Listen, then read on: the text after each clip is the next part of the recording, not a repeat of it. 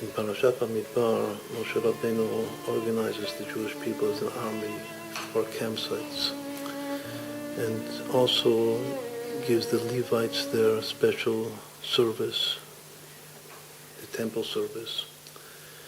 And there's a verse that reads, vehazar, hakarev, iumat.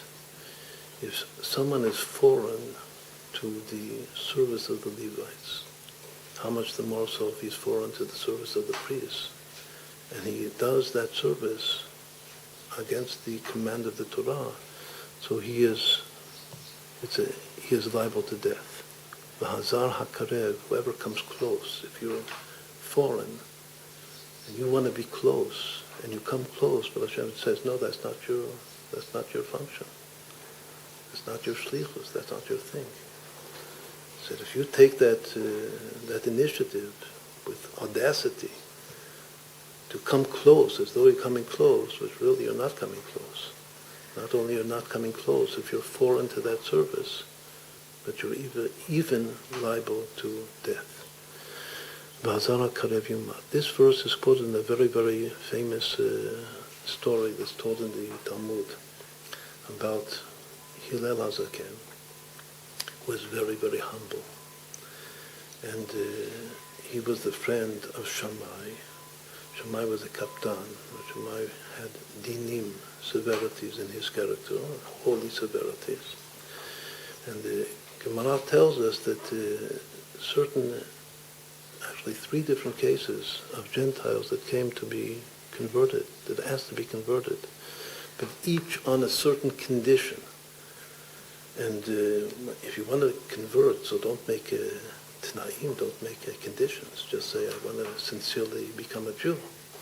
But each one of these 3 Gentiles came and said that I want to convert, but I have my condition. So as soon as Shammai heard that he wants to convert, but he has a condition to convert, so he just pushed him away. No. But when they came to Hillel, who was once more, this is the sign of his humility.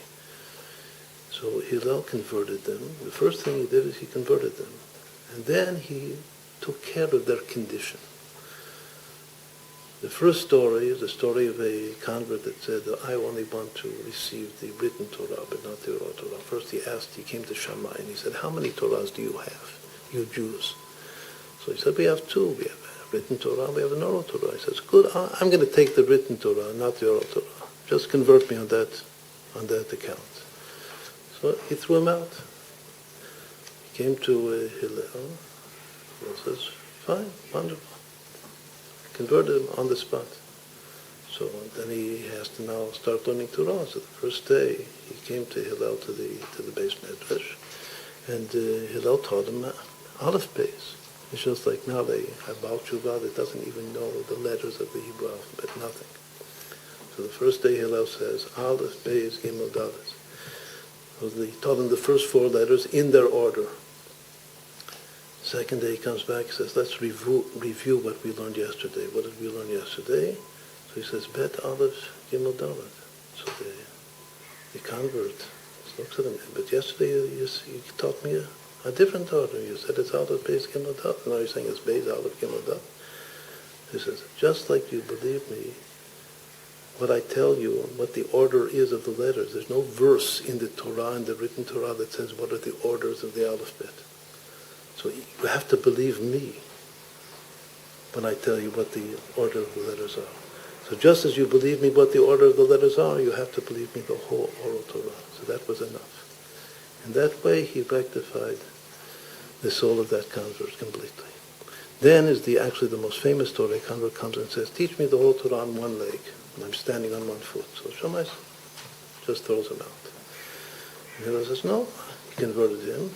Now I'm going to teach you the whole Torah on one foot. But you don't want other people to do to you, don't do it to anybody else. That's the second most famous story.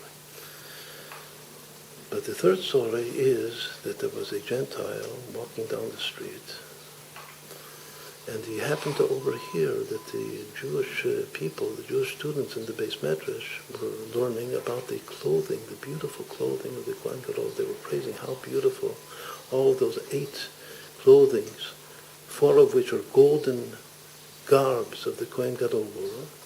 So this Gentile thought, well, if the Jews have this Kohen Gadol with all this beautiful clothing, I want to be a Jew and become their high priest.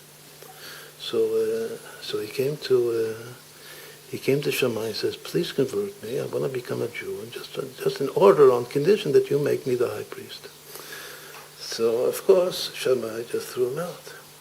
But then he came to Hillel and I said, great, fine, wonderful. He converted him. You're not a Jew.